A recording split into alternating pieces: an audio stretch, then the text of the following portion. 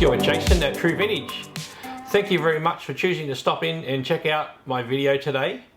And this is a bit of a special one. I would like to share some good news with the viewing audience, and that is in regards to this car I have here on my left. And I have a very big thank you that needs to go out to my friend Jason Fire Race off Facebook, who very kindly contacted me back when I was on my journey down from just north here of Sydney to the Knox Bash 2.0, which is in Victoria, Melbourne, here in Australia. And I was on a break, I pulled over for a coffee anyway, and he had actually contacted me and said, hey, how would you feel about me donating you an Ultima Pro XL to the channel? I just thought to myself, what? Why? I didn't say that, but I promptly responded with, okay, and yes you can. And thank you very much to Jason, who's actually sent me this incredibly good condition Ultima Pro XL. And he tells me that this isn't even his best one. It's that he was, over a period of time, sourcing cars and parts from all over to build up what he thought was the ultimate Kyosho Ultima Pro, which is of course the Pro XL. And he ended up with a mint car. Now I don't know if it was just new built or he built it from a kit, but he had this car surplus, and he said to me, well, I'd like to donate it to the channel and you could do a video on it. And this car is just, it's almost like new. And it just, you know, I had this crazy fascination with this car because I raced the Turbo Ultima back in the 80s when I had approached my local hobby shop, which was ABC Hobbies, and that was in Western Sydney here in New South Wales, Australia.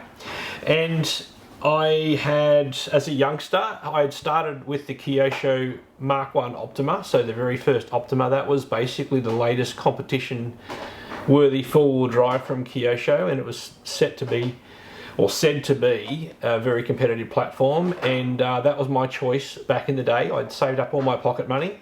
I had a milk run and a paper out and birthday and Christmas money that was given to me by the family, and I eventually bought that car for $365. And I ended up taking it to Bormac and got involved with some racing. Now, I didn't have any spare batteries or spare parts or spare tyres or spare motors or anything. I just bought the kit, built it, took it to the track and drove it as per the kit. And over a period of time, I managed to save up enough money to buy ball bearings, because bearing kits back then were, I think a bearing race was about $5.50 a throw or $6.50 a ball race. Whereas now you can probably get them for like 10 cents each. Just insane, but that's just how it was back then.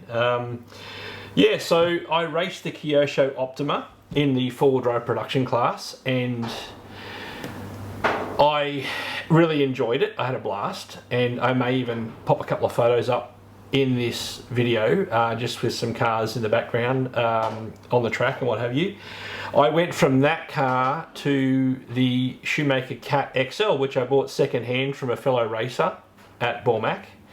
And that car was really easy to drive. It really did well. I don't know whether it was just the track or what it was, or the power plant, but it just, I couldn't really go wrong with it. Even with Cat full spike tyres, the car went around and actually handled quite well at Bormac, for me anyway. I'm not going to say that my racing ability was setting the world on fire. I was just a teenager having some fun, and that's what it continues to be even now as a grown man at 50. So anyway, yeah, I'd actually moved on to the Shoemaker Cat XL, and one day I walked into my local hobby shop and I was quite upfront about asking the manager if I could get some kind of a sponsorship going. And it was just off the cuff in conversation. I wasn't even there buying anything. I just walked in and just asked.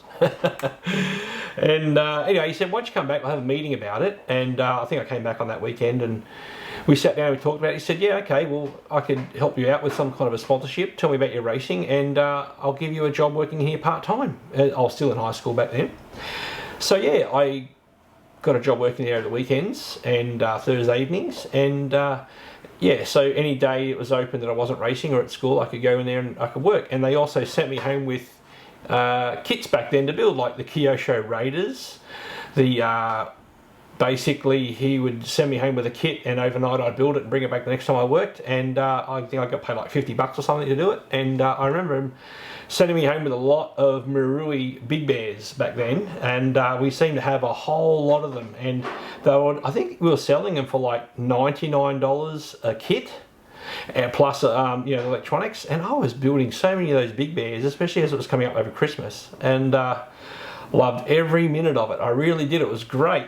So anyway, he said to me, what car do you want? What car would you race? And I said, well, I really like the Kyosho Ultima. And I hadn't even driven a two-wheel drive at that point. I thought, wow, I was watching especially the modified two-wheel drive class, and it was just a sight to behold. Back then, the RC10s, even people running Tamiya Foxes, and the Ultimas were going around, and they were highly modified, the Ultimas. They weren't wearing the pipe frame body that the original Ultima came out in, and they weren't running the original wheels. I remember that. They were running Lexan bodies, and they were just souped up, and yeah, those cars were fast. And I was like, yeah, I want to get an Ultima. So the latest car at that point had been the Turbo Ultima. That was the most recent two-wheel drive car the store had in stock. And I said, yeah, look at that thing. Chrome wheels, platinum shocks, Lexan body, big wing on the back.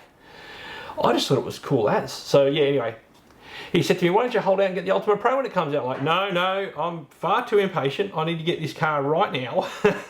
So I did, took it home, built it, took it to the track, and started racing two-wheel drive. And I dropped straight into two-wheel drive stock. And I have a couple of these motors here that I usually have on the wall as part of my used brushed motor collection. These ones look brand new, actually. They've never been soldered. And we've got the Super Stock 20 degree motor and the 34 degree motor, and the 34 I remember back then was rather quick and very competitive, and but it also burned out pretty quickly too. Now, I had no idea about rollouts and gear ratios and things other than to read in the back of the manual and see what the recommendation was, and I'm sure that's as much as I did. But the 20 motor was a lot slower, but it was very reliable, and never really blew up any of these ones, but these ones I tended to wear out very quickly. So I ended up sticking just with the 20 because the sponsorship said, look, you're going through too many of those 34 degree motors, so we're going to stick you back in the 20 and you just have to deal with that. Anywho, so just a bit of a side note. So basically, Jason had sent me a bunch of extra bits and pieces here. I got the wheels and tyres, and these are the genuine OT66 tyres, so they do actually say Bridgestone, not Brightstone, as per Marwan's reproduction tyres. So these have never been run. They're absolutely mint, brand new. There's not a scuff on the wheels, nothing. Now, as for the front tyres, they've got this directional pattern on the front here. So to me, I think they may be off the Turbo Ultima 2, perhaps, but you know, I don't really care about making this car exactly 100% right as per the kit. You know, as long as it's got the right body on it, the right colours and decals, and it's mostly there, I'm happy with it. Don't even care if it's used. So someone has so painstakingly gone about their way of painting in every letter, number, dash, dot. It looks fantastic. I can't wait for this car to be finished and all be going on there, and this thing's going to be so cool. I'm very impressed with it. The car itself, I'm noticing that it does have a re-release Ultima rear motor guard, so I'm going to swap that out and put in an original. I've got some bits and pieces that I have been storing for quite a number of years, because I do race the Ultima Pro XL, which you can see on my computer screen behind me over my left shoulder, and that car is fantastic on the track. You know, I've even driven that car at Castle Hill with I think it's a 14-turn Quinn motor, and so yeah, that's a brushed modified motor, and that car would it handled so well. It didn't have enough low down torque to really make it break out in the rear end. God, it went so quick and it was so much fun. And I even lent that car to a friend to race at one of the vintage meetings a long time ago at Castle Hill, and I really need to pop the photos up on this video to show you just how muddy and crazy that event was. And that car was completely, and I mean completely, coated in mud. And there's no Lexan under tray guard cover on this car, so everything just would have come up on the inside. And yeah, but yeah, his name was Muzzer, and he used to do some really great photos, DSLR photos of the action of the cars going around Castle Hill back then, and I think even probably at Ride as well. So yeah, the Pro XL is a very capable race car, and it's obviously got a longer wheelbase chassis, a one-piece graphite chassis. It doesn't have a full top deck. It's got wider front and rear suspension arms, obviously sway bar kits front and rear. But I think between that and the Ultima Pro, in fact even in the Turbo Ultima, aside from being a longer wheelbase and wider suspension arms, I think most things were much the same. It was just the final revision before Kyosho went to the Triumph. So yeah, still blows my mind that this car is sitting in front of me, and a very big thank you to Jason for actually sending me this. And he didn't want anything in return. It just blows my mind. So yeah, thank you very much, Jason. And so my intention is to pull it down, completely rebuild it, and make it as per the box art, except for those tyres there because they look too cool. And I've also got the Kyosho Ultima Pro XL box art. Now, I've noticed that this car doesn't have XL anywhere on this box to tell you that it is actually a Pro XL, but I've seen online some people have stickers here with the same blue font which say XL in this corner here. So I don't know, maybe Kyosho forgot to do it on some of these kit boxes. I don't even know, but every part of this side of this box here is the Pro XL. It's 100% definitely the Pro XL. And I got this box with some spare parts that I got from a seller in Queensland here in Australia, and I bought his Pro XL, and it was really rough. And I got some extra bits and pieces with it, so I got the box. And of course, I have the original manual.